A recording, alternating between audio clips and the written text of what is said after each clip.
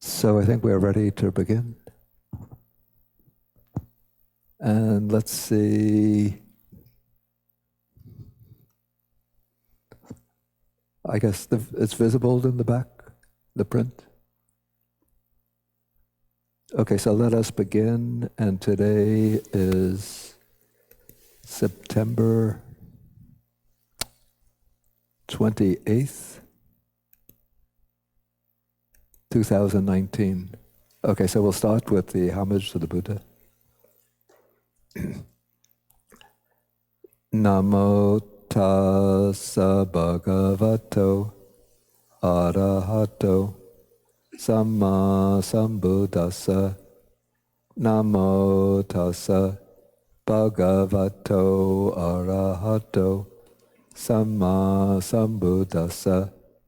Namo tassa bhagavato arahato samma sambuddhassa. Okay, so we are moving through the Anguttara Nikaya, the numerical discourses of the Buddha.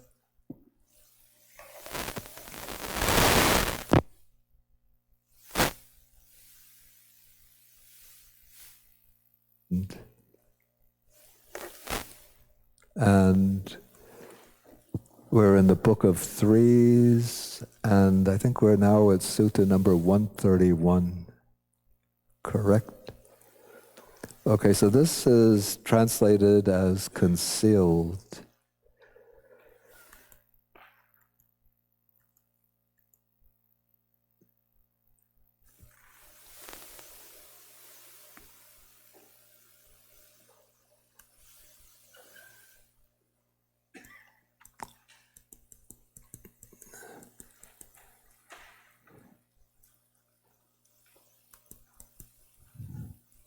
Yeah, the Pali word patichana is hidden, covered up. So we translate concealed. Okay, so the text says, or it's translated, there are these three things that flourish when concealed, not when exposed. And the word that's translated here is flourished. I have to say, okay, the Burmese edition has avahanti, but the Sri Lankan edition, the Pali Text Society, Roman script edition has vahanti. And generally, the word vahanti means to flow along. And avahanti is to flow towards oneself, to move towards oneself. So the exact intention is not so clear to me. But anyway, so that I translate it as flourish. So three things that flourish when concealed, not when exposed. So the opposite of concealed is vivata, which is opened up, here exposed. Okay, so what are the three? Women flourish when concealed, not when exposed. I'm not sure of the exact intention of this. Yeah, even in the note I said the exact import of this is not clear to me. Maybe the sense is that women, this is from the standpoint of the ancient Indian society, very different from our contemporary society, so that women are best kept within the home rather than permitted to go out in public places on their own. We don't have anybody from India here. Yeah, in a very traditional Indian society, I think women will not go out on their own. How about in Taiwanese society? Old, very different.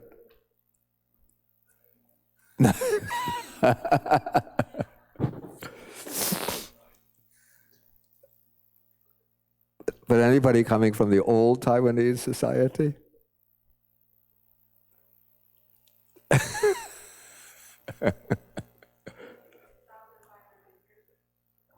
That far back? Yeah, this is India in the Buddha's time, but it's probably very much like that in India. Well, things are changing in the cities in India, but in the villages and small towns it would be like this.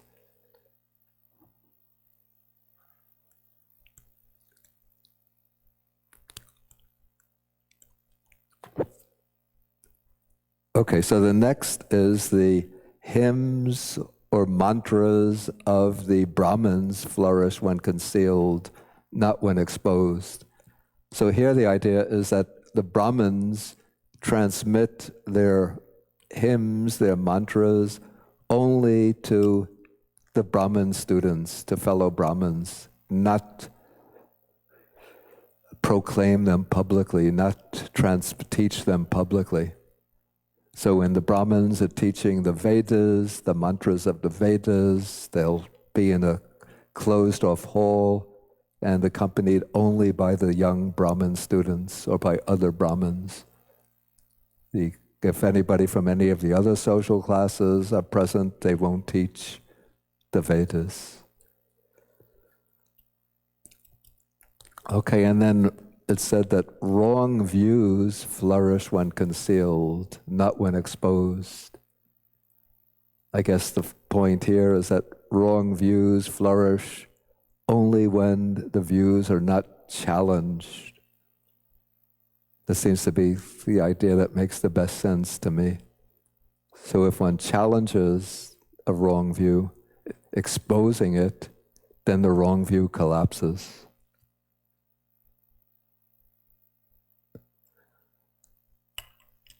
Actually, given what's going on nowadays within our government, it seems that there are a lot of other things that flourish when concealed, not when exposed.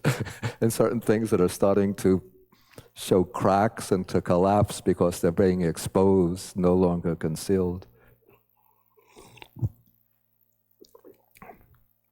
I suspect by Monday or Tuesday, a lot of other cracks will start to appear, because things will start to get exposed, no longer concealed.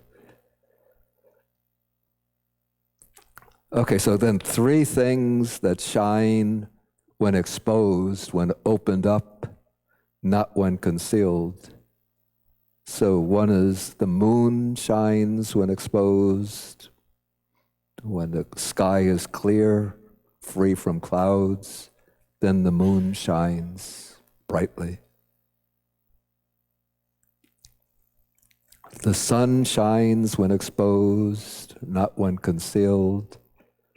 And then the Dhamma and discipline taught by the Tathagata, by the Buddha, shines when exposed, when opened up, when revealed, when expounded, not when concealed. So those are the 3 things that shine when exposed, not when concealed. So I guess the point here is that the Buddha is not transmitting a kind of secret, esoteric teaching which has to be taught only to a few selected disciples, but his teaching, he's not a teaching that he keeps to himself, but he says that he doesn't, in the Mahaparinibbana Sutta, he says he doesn't have the clenched fist of a teacher. Some teachers clench their fists in the sense that they keep teachings reserved for themselves, but not transmitted to their disciples. But the Buddha teaches whatever has to be taught, so he expounds the entire doctrine and discipline.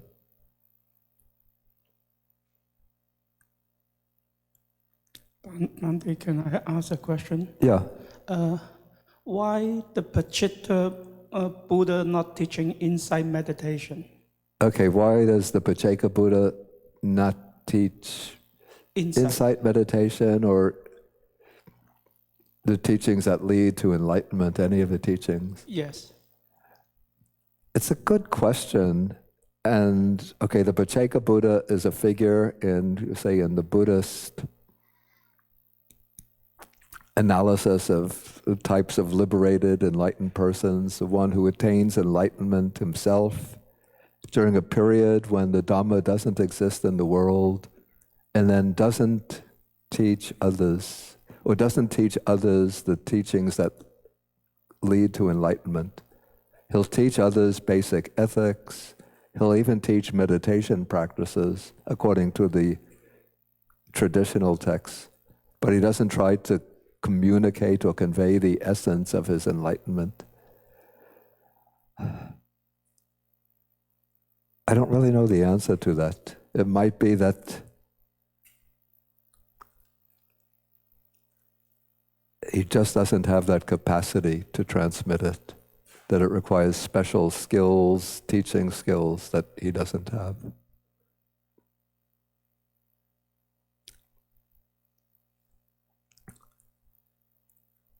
And it could be that, because the figure of the Pacceka Buddha is a little bit like a legendary figure, like there are no historical individuals that one could point to and say that these were Pacceka Buddhas. So it's just that the Buddha teaches that in past periods of time before his own arising in the world, during periods when Sammasambuddhas, fully enlightened Buddhas, are not teaching in the world, beings arise who attain enlightenment, but they don't try to transmit the teaching to others. So it could be that the figure of the Pacceka Buddha is just a way of acknowledging that it's possible to attain enlightenment without depending on the teaching of a Sammasambuddha. But if a Pacceka Buddha taught the Dhamma and then succeeded in transmitting the Dhamma, then he would become a Sammasambuddha. And so he wouldn't be a Pacceka Buddha any longer. Yeah, sometimes Pacceka Buddha sometimes is translated, the term is translated as solitary Buddha or silent Buddha, but according to the text, those translations would not be satisfactory, not be accurate, because in the Pali commentaries, the Pacceka Buddhas are shown, many of them, as existing in groups, so they're not solitary. So they dwell in groups on the slope of a particular mountain, Gandamana mountain, I think it's called. And then they teach. It's not the case that they remain completely silent. They teach, they take disciples and teach, and they will teach ethics. They'll teach ethics to the lay supporters, and they'll teach basic good qualities like loving kindness, compassion, and so forth.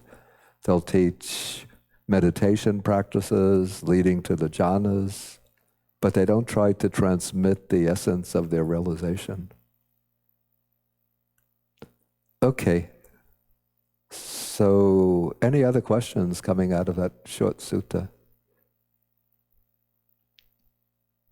Okay, so we'll move to the next one. We want to try to move rather quickly through the rest of the Book of Threes. Okay, so here we have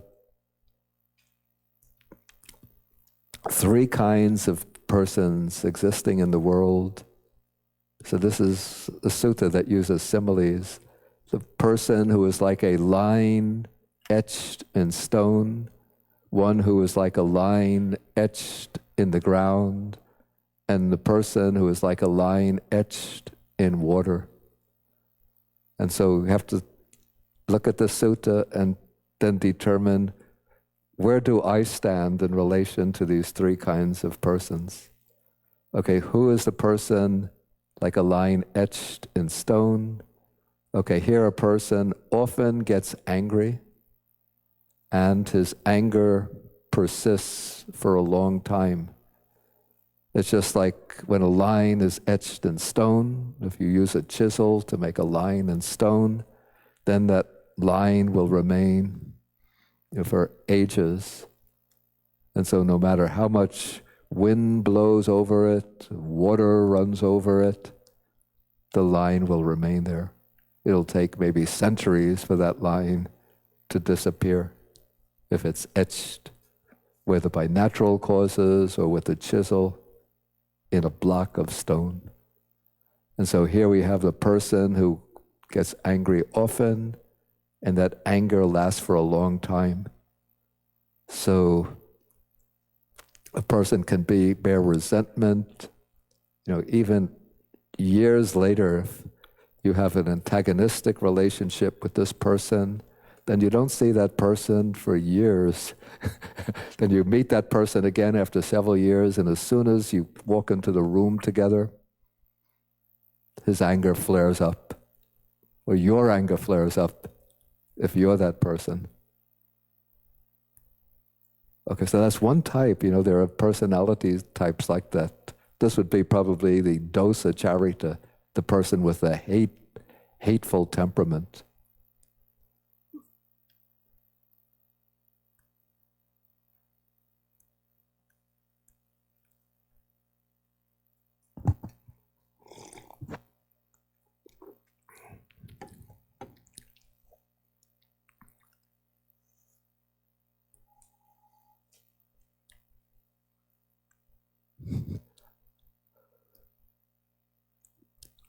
Okay, now we have the person who's like a line etched in the ground.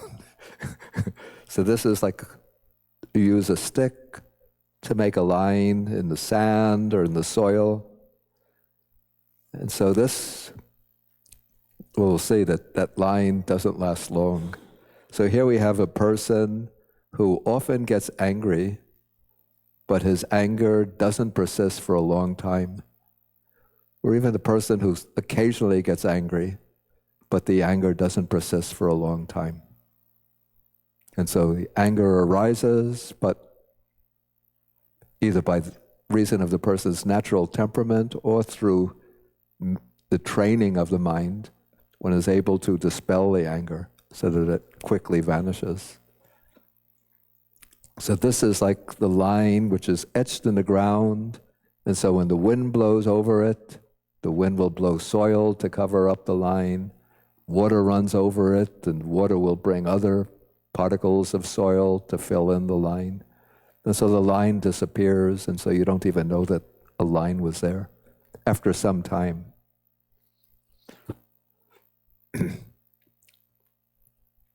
Okay, so this is the person who often gets angry, or even occasionally gets angry, but the important point is that the anger doesn't last.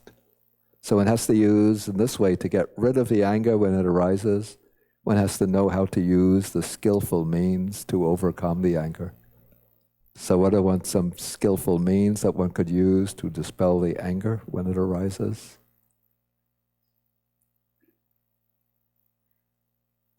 To get rid of it quickly.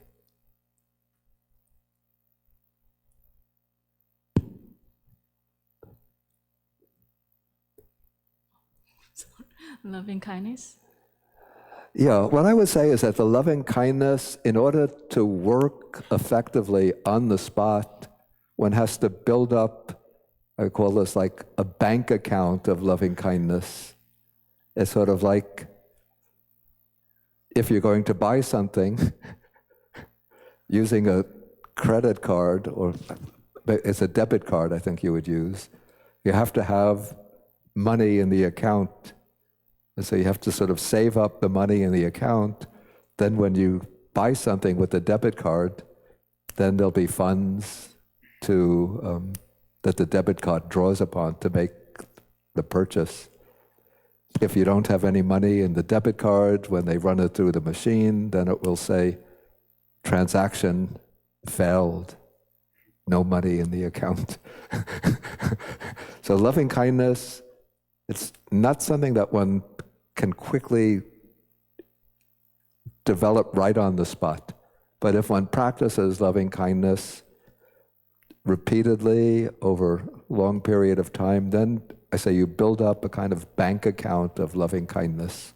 So then when you get in a tense situation or conflict with somebody, or somebody behaves towards you in hostile ways, then you start to get angry. You get angry with that person initially, but then you could quickly sort of dig into your bank account of loving kindness and draw up the thought, this person is a human being with natural emotions, So may that person be well, may they be happy, may they be free from their anger, free from their resentment. Then it'll work. What are some other methods one could use? Mindfulness. Yeah, that's a good remedy. So how do you use mindfulness to get rid of the anger? I would say, paying attention to the factors, something like irritation, if you could catch it, which is going to lead to anger, you can pay attention to it and deal with it then and there. Yeah. But also I would say mindfulness is something you also have to build up in a bank account. Because what you find is that if you're getting angry and then you try to be mindful, of course it will help to try to be mindful, but if the anger is coming on, pushing and pressing very strongly, and you try to be mindful, of course the mindfulness will help to reduce the anger to some extent, but the anger will still press on. What other method can one use?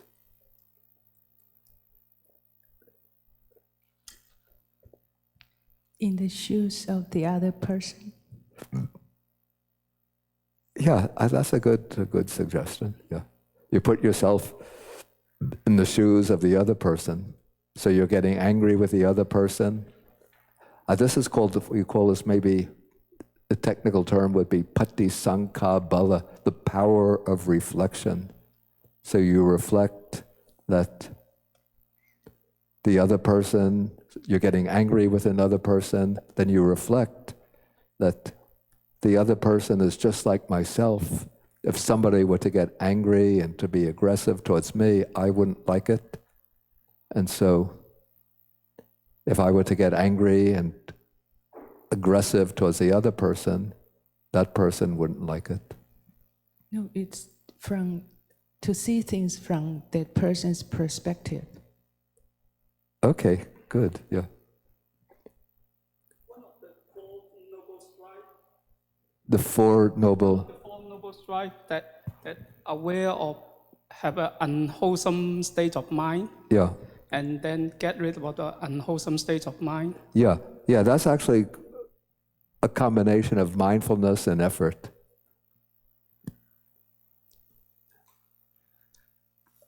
You're wrong? If one could pass the microphone back. I'm using it. Oh. I usually use distraction to calm down an Distraction? to calm down an angry person and let him focus on some other things instead of the things that make him angry.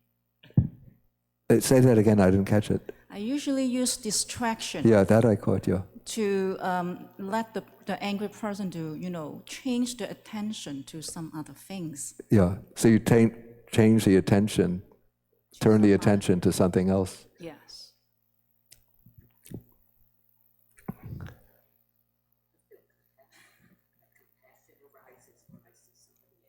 Yeah.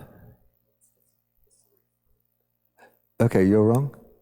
Well, I think I'm the person whose anger is etched in stone, and I try to deal with this issue every day. Yeah. And you take Trump, for example, and how, unless you really have strong loving kindness, how do you continue to not feel anger? I mean, my subject anger is not him, my husband is. I try to calm him down by telling him that I have it worse. But so my method, because my good Dharma friends pointed this out to me a few weeks ago, that I really need to do a good practice. Yeah. So my method, the method I'm trying now, is to focus on the subject of my meditation, the object of my meditation. And I've tried so many that never worked. So right now, I'm trying something, just reciting Namo Buddha, Namo Dhamma, Namo Sangha. Yeah. So I focus my mind on something I know is most positive. Yeah. But to stand in the other person's shoes, Yeah. I don't know how I can be in Donald Trump's shoes. I'm only using him as an example, but I don't know how I can stand in the other person's shoes when I feel that what the other person is doing is totally wrong and hurting many other people. Yeah. It doesn't mean that one has to accept what the other person is doing. One can oppose what the other person is doing if you judge that they're doing something wrong. So my method is that if all failed, walk away. Walk away. If everything fails, to walk away. Walk away. Yeah. And then cool down before I respond. I give it 2, 3, 4 days before I decide how to respond, and that usually cools me down. And try to talk to other people, and then focus my mind on something very positive. You can tell I've been struggling with this for a long, long time. Yeah.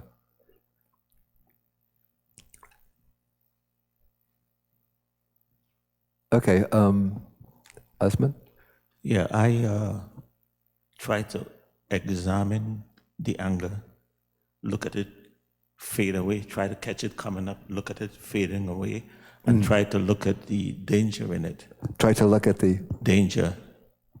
The danger. The danger, the drawback in it. Yes. Yeah. Okay, so as far as karma is concerned. Okay. So these are a lot of different methods that one could use: loving kindness, mindfulness, right effort, reflection, putting yourself in the other person's shoes, turning the mind away to something else,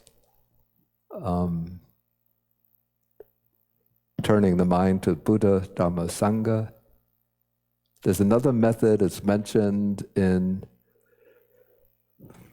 the great discourse on the elephant's footprint simile. This is Majjhima Nikaya, Sutta number 28, spoken by Sariputta. When others speak harshly to you or even attack you, first, when others speak harshly to you, aggressively towards you, then you just reflect on this as sound element impinging on the air element. So just turn it into just bare impersonal elements, sound, ear, hearing consciousness, just events occurring through conditions. Okay, so let us move on. Okay, so that is how to prevent the anger from persisting for a long time. So then here we have the person who's like a line etched in water. So you have a body of water, you stroke it, put a streak through it, and what happens to the line? Disappears immediately. So this is a person who's, even when spoken to roughly and harshly, in disagreeable ways, remains on friendly terms with his antagonist, mingles with him and greets him. That's a pretty big challenge. So just as the line etched in water quickly disappears and doesn't persist for any time at all, so this is the way to deal with, even when spoken to roughly and harshly, so one remains, or at least tries to remain on friendly terms with that person. So that is the ideal. Yes. I have a question about that third person, Bhante. So I feel like these days, would that be considered like a personal deficiency? Like a personality deficiency, like if you are not standing up to your just full anger, like if you've been wronged and you are still being like this, would that be like a... No, I think there are situations and circumstances, say if somebody is behaving aggressively towards you in ways that are inconsiderate, inequitable, and so forth, then you have to stand up and sort of defend your territory. One doesn't just submit to the aggression of others, but one could stand up and resist oppression, abuse, aggression, and so forth. One could resist that without personalized type of anger. Sometimes one can even resist it forcefully, not violently, but strongly and forcefully. Particularly, I would say, in social conditions where there are oppressive and aggressive forces which are trying to dominate and unjustly skew favors towards themselves. And so one has to stand up and resist them and oppose them, but one could do so with, the ideal is to do so with a calm, balanced mind of equanimity, even loving kindness, but not submitting meekly and weakly to them. Yeah, that's what I've always been wondering. It's a tricky edge band sometimes with people. Yeah. Yeah, Stephen, yeah. I have a question. It seems like the second kind of person is engaging with this, or engaging with the world in, of course, a rather discursive way, that they're going through a checklist, they're thinking about what the right course of action should be, and figuring out ways to override this anger by thinking about it. And it seems like perhaps the third type of person is much more passive, that they don't have to sort of talk themselves into not being angry, that it's much more reflective, it's just more natural, that this thought process of, oh, I shouldn't be angry for these reasons, this is wrong, doesn't need to take place. And I was wondering if I'm reading this correctly, is there ever a discussion of how one moves? If there is ever a discussion of how one moves from number 2 to number 3? That's a very good observation. Yeah. What seems to be the case is that the person in the second category has to use methods of training in order to dispel the anger, to prevent it from lasting long.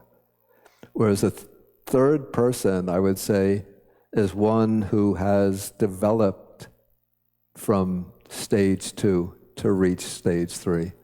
So he's used those methods that the person in stage 2 uses, but through developing them and cultivating them over a long time, maybe even in past existences, the character, the disposition of character has changed so that the person doesn't get angry easily. In fact, maybe doesn't get angry at all. Yeah, they don't have to think, oh, this anger is incorrect. Yeah. But probably it's not just through a stroke of good luck that they happen to have that character, but it's through personal training.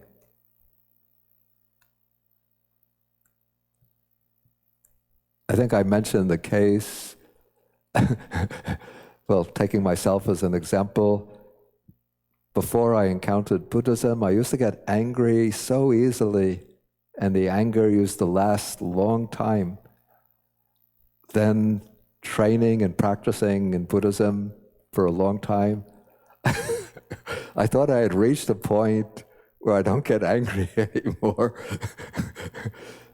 Until when I was in India this past winter, something kept on happening, some event in contact with a particular person, which made me get angry. And then I realized that anger is still there. It was a person that I was traveling with. It's not over a major thing, but in the morning I wanted to get started on our travels, and this person kept on delaying and delaying, taking such a long time in the bathroom, then packing, taking a long time packing his things. And I'm thinking, we have to start moving. Let's get moving. And he would say, just give me 5 more minutes. The 5 more minutes turn into 15 minutes, 20 minutes.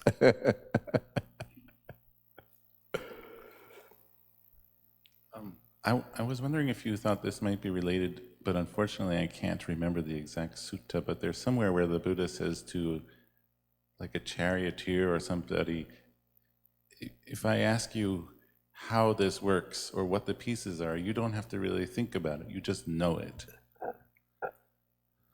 And so in other words, it's apparent. It's not somebody has to work it out. Yeah.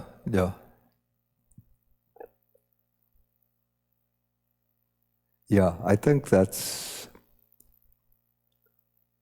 Majjhima Nikaya. It might be Sutta number 58, but you could look that up. Okay, so let us move on. Okay, now we're coming to a series of suttas which describe the qualities of an ideal monk, the one who's said to be worthy of gifts, worthy of hospitality, worthy of offerings, worthy of salutation, the unsurpassed field of merit for the world. Okay, so what are the three? And then the monk is being compared to a warrior who is worthy of a king, an accessory of a king, a factor of kingship. This is the warrior is said to be a long-distance shooter, a sharpshooter, and one who splits a great body. It's a great mass. Okay, so the Buddha comes from the Kshatriya caste, and so he was trained as a warrior, so he has experience of knowing what the ideal qualities of a warrior are. So he often uses the qualities of a warrior to describe the ideal practitioner. Okay, so the monk, the ideal monk, is said to be also a long-distance shooter, a sharpshooter, and one who splits a great body. Okay, so how is the monk a long-distance shooter? Okay, so here, whatever kind of material form there is, whatever kind of feeling, perception, volitions, consciousness, whether past, future, or present, internal or external, gross or subtle, inferior or superior, far or near, he sees all form, feeling, perception, and so on as it really is, with correct wisdom as this is not mine, this I am not, this is not myself. And this reminds me that this is another useful antidote to anger. In fact, very, very effective method, especially when others are personalizing the aggression towards you, criticizing you, maybe slandering you, blaming you harshly, charging you with faults. You listen to the words, and then of course, the natural tendency of the mind in those circumstances, in such a situation, is the mind sort of congeals around the sense of I, since I'm being attacked, I'm being criticized. And so that sense of I hardens and one has to stand up and defend the I, the self. And so a good way to diffuse that anger first within oneself is just to apply to the words one is hearing, the criticisms that are being made. This is not mine. I am not this. This is not myself. And no one finds, again, this takes practice. It's not something that you could just start doing immediately and get success.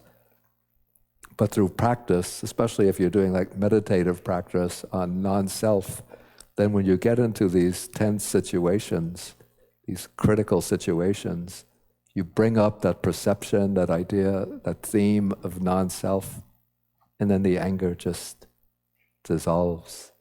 It's sort of like the person is maybe shooting an arrow, but the arrow is not hitting a target, it's just going through the air, then it falls to the ground. Whereas if you resist, thinking they're attacking me, and then one wants to attack back, then it's like his arrow is hitting the bullseye of the target. Yeah.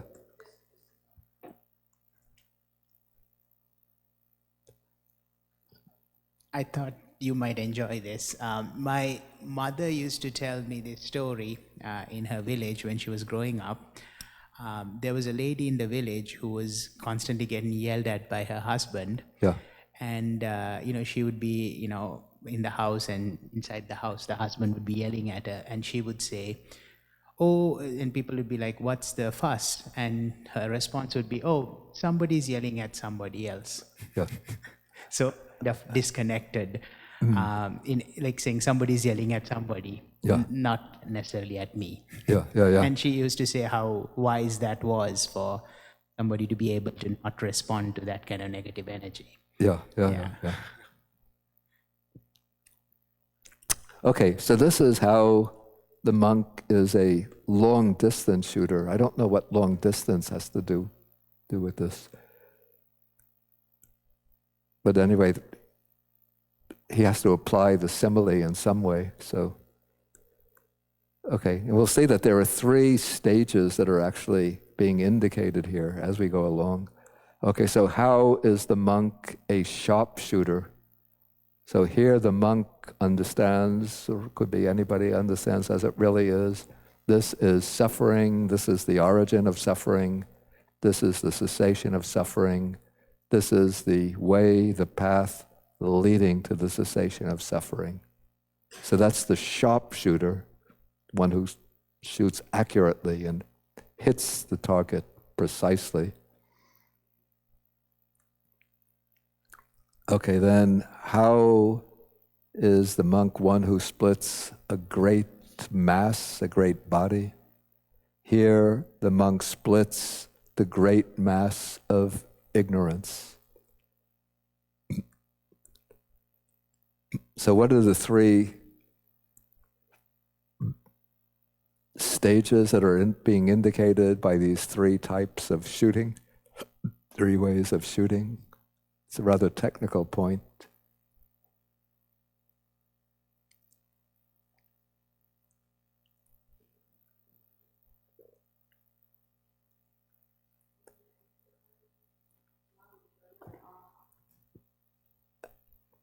Stream enter, non-returner, and arhan. No.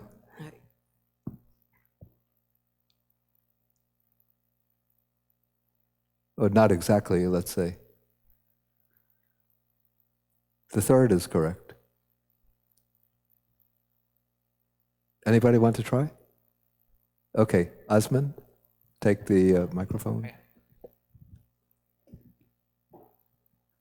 At least the first one, with non-self, I would think, right? With non-self? Yeah, it is the contemplation of non-self, but okay, go on. I would relate that to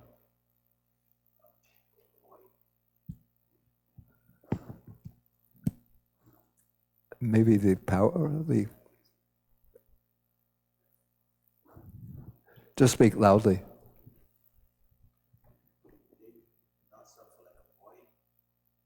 Yeah.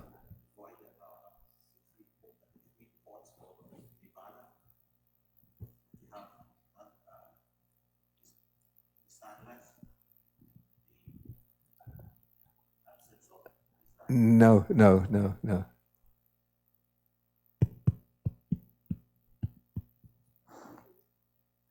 Okay.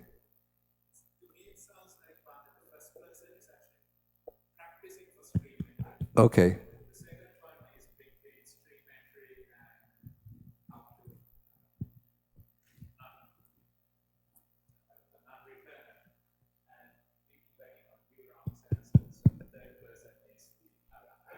Yeah, I would say the first person is the one who's developing insight, the insight that will culminate in stream entry. Then the second person, the one who understands as it really is the Four Noble Truths, that is sort of the defining mark of the person that we call the Seika, the disciple in the higher training. So this is the one from stream entry, non-return, stream enterer, once returner, non-returner. And then once that understanding of the Four Noble Truths is fulfilled, becomes completely mature, then ignorance is completely destroyed. And that marks the attainment of arhatship. So the third person is the arhat. But the first one says that he understands as it really is a correct wisdom. Is that still a position? Would that be already involving? I think not so. Of course, the stream enterer and so forth have that knowledge, but this, I think, shows the training in insight for the attainment of stream entry, or for any of the higher stages. But the distinctive mark of the disciple from stream enterer up is the penetration of the Four Noble Truths. And then the mark of the arhat is the complete destruction of ignorance. Okay, assemblies, we'll skip over that. 3 kinds of friends. A friend, one should associate with a friend who possesses 3 factors. One who gives what is hard to give, one who does what is hard to do, who patiently endures what is hard to endure. Okay, good description of a friend, but we could move on. Now we come to important sutta on the 3 characteristics. Okay, so whether Tathagatas, Buddhas arise or not, there persists that law, that stableness of the Dhamma, that fixed course of the Dhamma. You could look at the original Pali words for these expressions.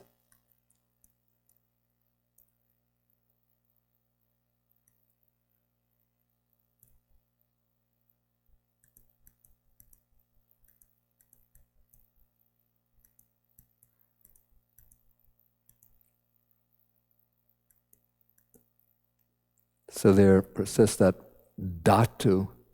The dhatu is what translated here is law, but it's often, sometimes it has the meaning of an element.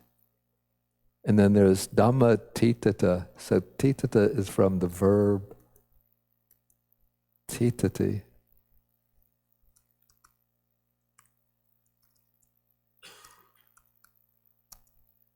Which means to stand. And so it's the standing in the sense of the persistence, the stability of the nature of things. And then it's also called Dhamma niyamata, which is based on niyama, is something which is fixed, invariable, determined. So it's a kind of fixed determination of things.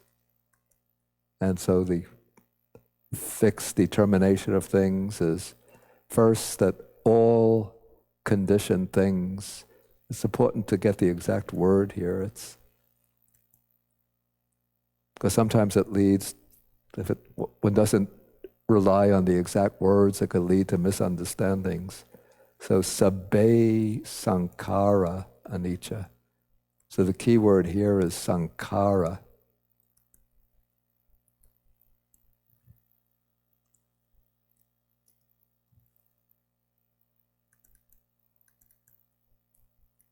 So what is sankhara?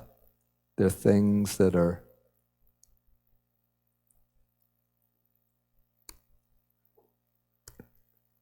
we have two definitions of sankhara.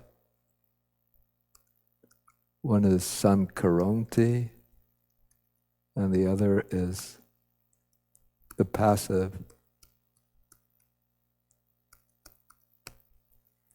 Sankariyanti. So those things that function together, that collaborate, so to speak, that operate together to give rise to other things, are sankharas in the sense of sankaronti.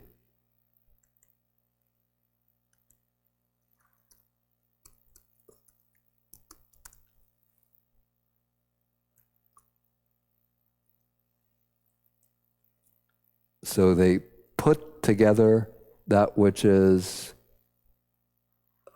constituted. Let's say they constitute the constituted. They compose compositions. They fabricate fabrications. They produce products. So things that work together to give rise to other things are sankharas. So that's in the active sense. And then in the passive sense, sankhariyanti, those things that result from an assemblage of conditions, those products that arise through the cooperative activity of various conditions are sankharas.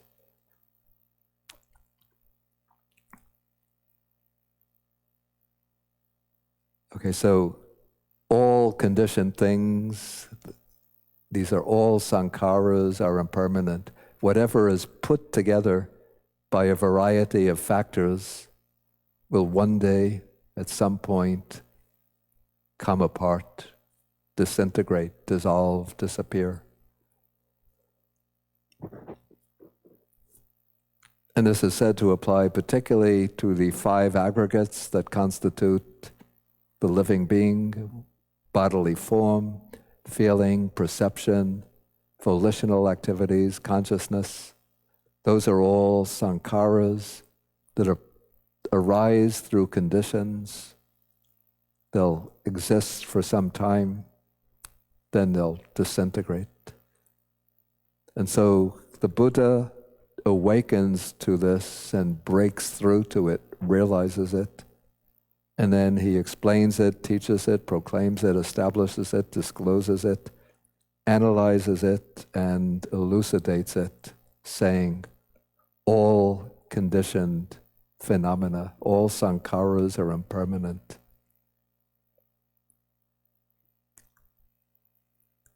Okay, then the same thing now is said about all sankharas are, of course, here the word is dukkha, translated as suffering, but it doesn't really mean suffering in the sense of felt pain, misery, affliction, and so forth. But rather, maybe we could say that they're unsatisfactory, not able to give full, perfect, complete satisfaction.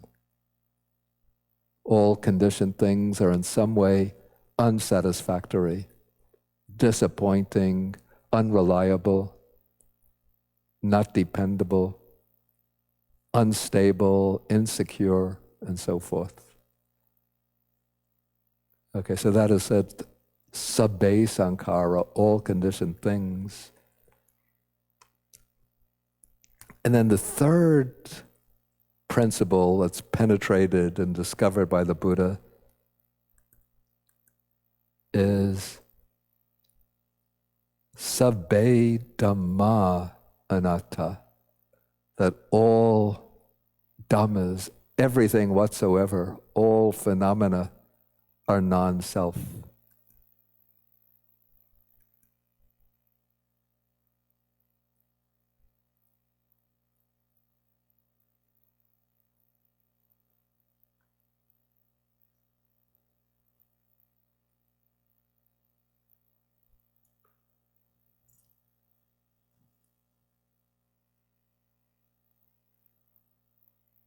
Yeah, the commentary explains impermanence in the sense that what has come to be becomes non-existent after some time. It explains dukkha, what we translate as suffering, is in the sense of being oppressive. So the 5 aggregates are oppressive, and that even if one is not experiencing suffering, but there's always this burden of carrying about the body and mind subject to hunger, thirst, illness, different kinds of pains, the various sufferings of life, unavoidable. And then anatta is explained as having the sense of not being subject to mastery. So why are these 5 aggregates not self? Because one cannot exercise complete control over them. So, for example, I determine I want to be always young, not to grow old. But what happens? One day I'm 20, it seems like the next day I'm 70. Just goes by like that. Doesn't follow my command. I want to be always healthy. I make the command, let this body be always healthy. But it falls ill. Let me live forever. But I have to die. So I can't exercise mastery or control over this body. And the same with feelings. I want to be always happy and enjoy pleasure. But then there comes pain and sorrow and grief. With perception, I always want to see nice things, hear beautiful sounds, taste delicious food. But then there are disagreeable perceptions. I can't even exercise control over my volitions. The mind has, you could say, a will of its own, so it's uncontrollable. And the same with consciousness. That interesting question, why in the case of impermanence and dukkha, it's said to apply to all sankharas, but in the case of anatta, non-self, it applies to all dhammas, everything whatsoever.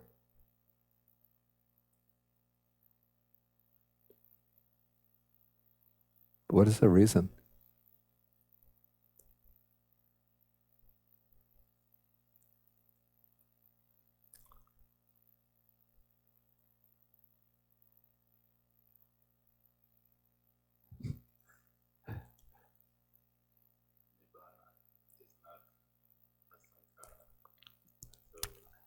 Yeah, I don't have an answer in my mind, so I'm not testing you. And I've read that explanation. I think Venerable Narada has an edition of the Dhammapada, and then he has notes to it. And he says that all dhammas applies to all conditioned things, like the 5 aggregates, but it also includes nibbana as being anatta, non-self. But I've never seen anything like that in the suttas themselves. Any other ideas? In fact, there's a sutta, this is Majjhima Nikaya, sutta number 35, where the Buddha says, in fact, there are maybe some other suttas like this, that form is impermanent, feeling is impermanent, perception, volitions, consciousness is impermanent, thus all sankharas are impermanent. And then he says, form is not self, feeling is not self, perception, volitions, consciousness is not self, thus all dhammas are not self. So in that sutta, both sankhara and dhamma is used just in relation to the 5 aggregates. So why dhamma is used in relation to non-self? I don't know. Anyway, this is what the sutta says. Okay, any questions coming from this?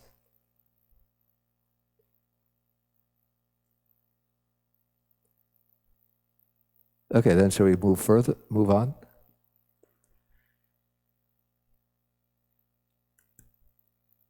Okay, a hair black, wow, this is a powerful statement. Okay, a hair blanket is declared to be the worst kind of woven garment. It's cold in the winter. It's hot during the summer. It's ugly, foul-smelling, and uncomfortable. A woven garment. It seems to be a garment that's woven from some kind of hair, I don't know what. And so he says, so too the doctrine of Makali is declared the worst among the doctrines of the various ascetics. Okay, so, and then the Buddha calls Mukkali. Okay, who is Mukkali? Mukkali was a rival teacher of the Buddha. You know, often in popular literature we get this image of the Buddha as being a kind of nice guy who's friendly and open to everybody, who doesn't really care what anybody else says, but in reality, he's pretty tough and even a harsh critic of those with whom he disagrees. And this rival teacher named Mukkali, his teaching was that there is no karma, no action, no deeds, no energy. What Mukkali taught, according to, as we can determine from the Buddhist discourses, is that everything is determined by a force called niyati, which is something like fate, that everything is, in a sense, predestined.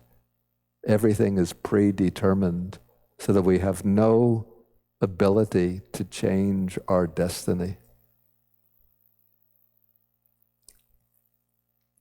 And so if you draw out the consequence of that teaching, then there's no point in making an effort to change our destiny, because it's predetermined. We can't do anything to avoid what fate has in store for us.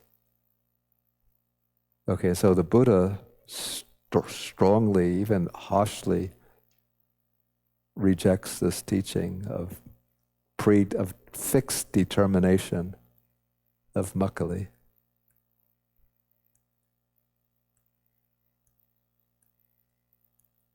And then he uses a strong simile.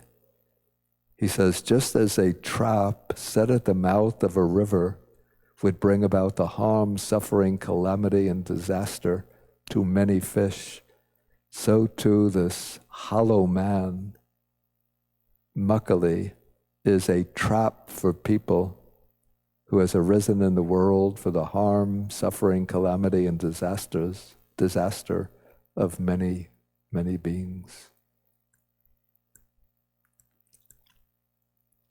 Yeah, the sect that was established by Mukkali, they were called the Ajivakas.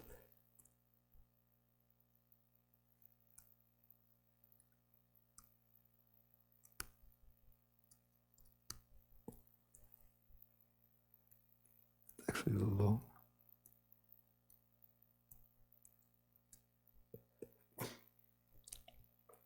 And even though they had this doctrine that everything is fixed and that our destiny is fixed, but their way of life, their practice was extreme asceticism, undertaking long fasts, sleeping on beds of thorns, I think they went naked. They were naked ascetics. But what's interesting is that they've endured in India for centuries, for many centuries, I think even into the medieval period, even during the time when Buddhism itself had virtually disappeared from India, but the Ajivakas still continued. Maybe that was destiny, that Buddhism should vanish from India before the Ajivakas did.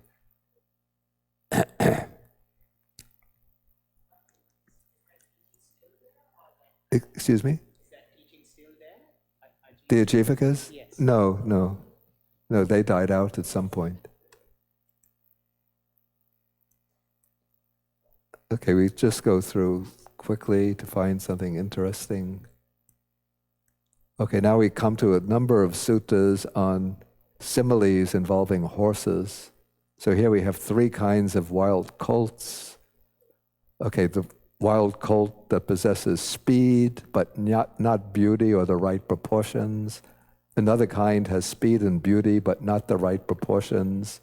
And the third wild colt possesses speed, beauty, and the right proportions. So, of course, the ideal wild colt that the king will want in order to make one of the factors of kingship is the colt that has speed, beauty, and the right proportions. And so there are three people who are like wild colts, and these will be the three kinds of monks. Okay, so who is the one that possesses speed but not beauty or the right proportions? This is the monk who understands the Four Noble Truths. So this is the stream enterer. And so that is his speed, the understanding of the Four Noble Truths. But when asked a question about the Dhamma or discipline, he's not skillful in answering. So that is the lack of beauty. And so we could see that being skillful in answering questions on the Dhamma and giving discourses on the Dhamma, being able to expound the Dhamma, is considered like one of the assets, the desirable qualities for a monk.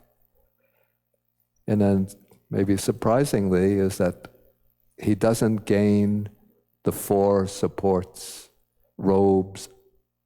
He doesn't gain in let's say in ample measure, robes, alms, food, lodgings, and medicines.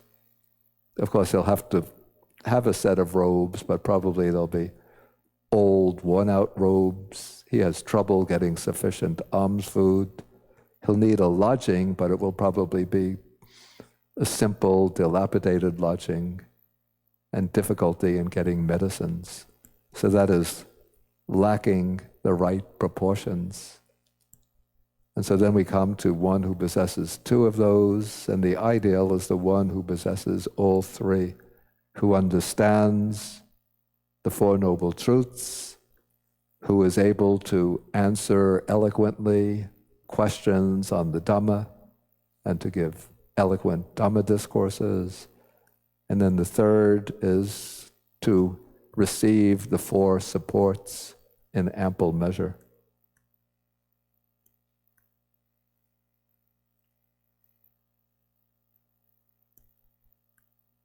Okay, then we have three kinds of good horses and three kinds of persons who are like good horses. Again, we have the three qualities: speed, beauty, and the right proportions. Okay, so here we have a difference in the explanations. So how does a person who is like a good horse possess speed, but not beauty or the right proportions? Here, with the utter destruction of the 5 lower fetters, a monk is one of spontaneous birth who attains final liberation there without ever returning from that world. So what kind of person is this? The one who's being described thus?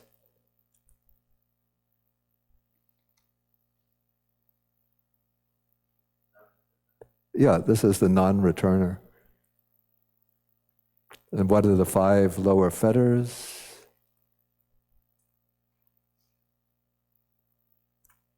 Quick.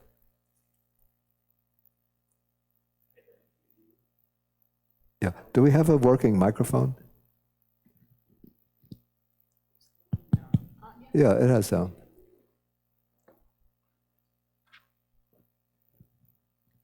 Identity view, doubt, yeah, wrong grasp of rules and observances, yeah, craving for sensual pleasure, and right, ill will. Right, okay, good. So it's identity view, the view of self, doubt, the wrong grasping of rules and observances, sensual craving, and ill will. Okay, but again, when asked the question about the Dhamma, he falters and doesn't answer, and he doesn't gain the 4 requisites, the 4 supports. And then the ideal monk is one who is a non-returner by destroying the 5 fetters, so that is his speed. He's able to answer questions on the Dhamma, that's his beauty, and he receives the four supports, that's the right proportions. Another one on horses, these are the three kinds of excellent thoroughbred horses. We're going from good horses now to thoroughbred horses. See, the first one in the series was the wild colts. Now we go to good horses, so it's improving. And then the third, we come to the ideal, which is the excellent thoroughbred horses. So these, what do they possess? Speed, beauty, and the right proportions. So in this case, what is the speed? So with the destruction of the defilements, the monk has realized with direct knowledge the undefiled liberation of mind, liberation by wisdom. So this is describing what kind of person?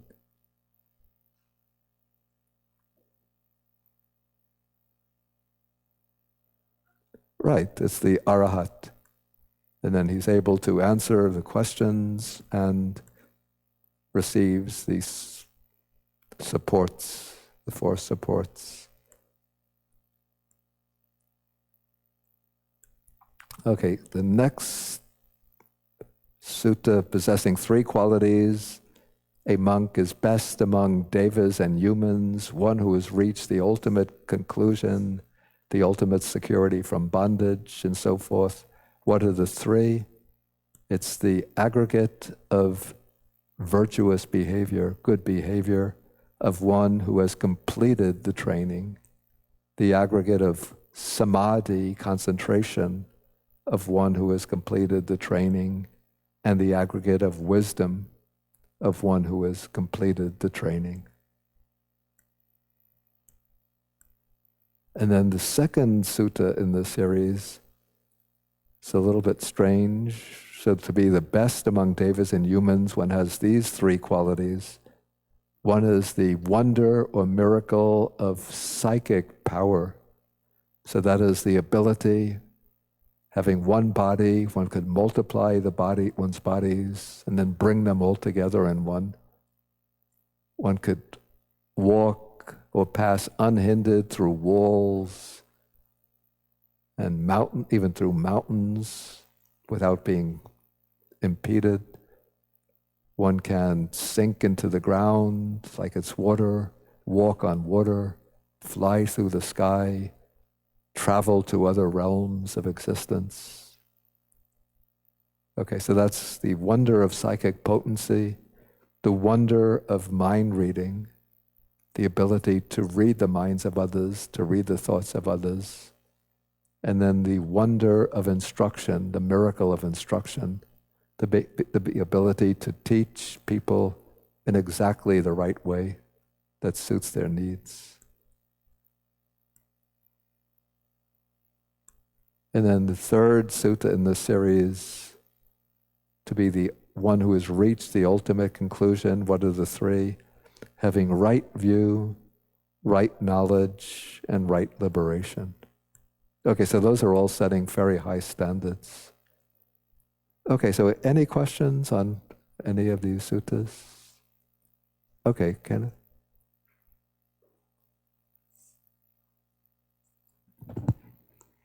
Bhante, just curious.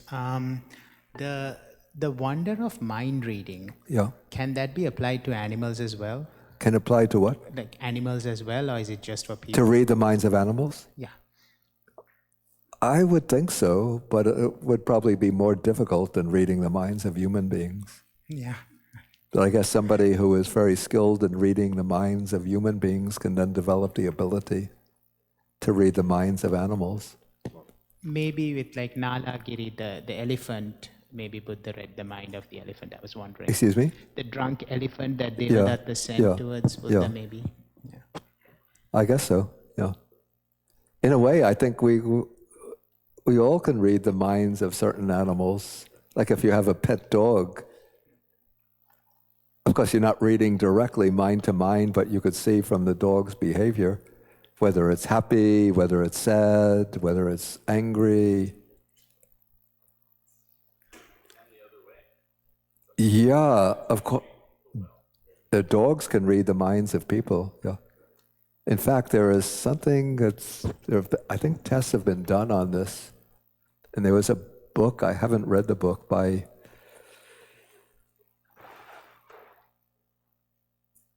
he's a British biologist who developed the theory of what he called morphological fields. Do you know his name? Morphic resonance, yeah. So he has a book called How Do Dogs Know, or at least one of the papers or essays in the book, How Do Dogs Know When Their Owners Are Coming Home? It seems that dogs have ability to sense when their owner is returning, maybe after a long trip. And they're waiting by the window, looking out the window, or waiting by the door. They have a sense when their owner is returning.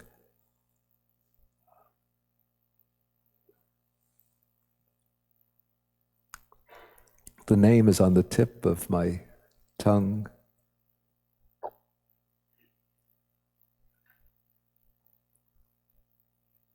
Anyway, it will come to me eventually. Okay, so we will end the day with the sharing of the merits. And then we'll come back at 12:15. We'll have a short Q&A session. And then we'll do, all afternoon, we'll do the meditation from 12:40 till 3:50. Alternating sitting and walking. Okay, so let us share the merits. Akasata chabumata deva naga mahidika punyantang anumoditva chirang rakantu sasanang. Akasata chabumata Deva naga mahidika punyantang anumoditva chirang rakantu desanang. Akasata chabumata Deva naga mahidika punyantang anumoditva chirang rakantu mang parang. Etavatacham hehi sampadang punya sampadang Sabbe deva anumodantu sabba sampati siddhya etavatacham hehi sampadang punya sampadang sabbe bhuta anumodantu sabba sampati siddhya etavatacham hehi sampadang punya sampadang sabbe sata anumodantu sabba sampati siddhya Pavagupadaya vichihetato etantare satakayupapanna rupya rupicha sanya sanino dukkha pamuchantu pusantu nibuting.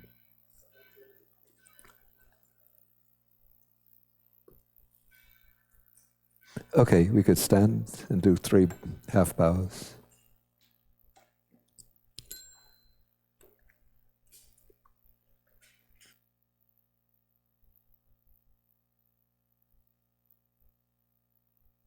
I should mention that we have here this is the flyer about the Buddhist Global Relief Walk to Feed the Hungry. So if anybody sees any opportunities to distribute these at any other temples, monasteries, dharma centers, please take a stack of them and spread them out widely. Do you have your group in New York City, the Sutta study group? You could take a bunch of them and distribute there.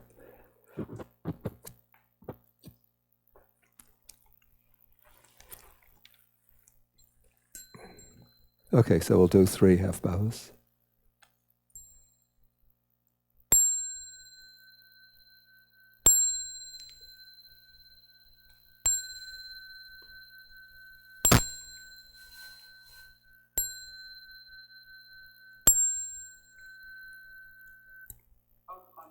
Okay.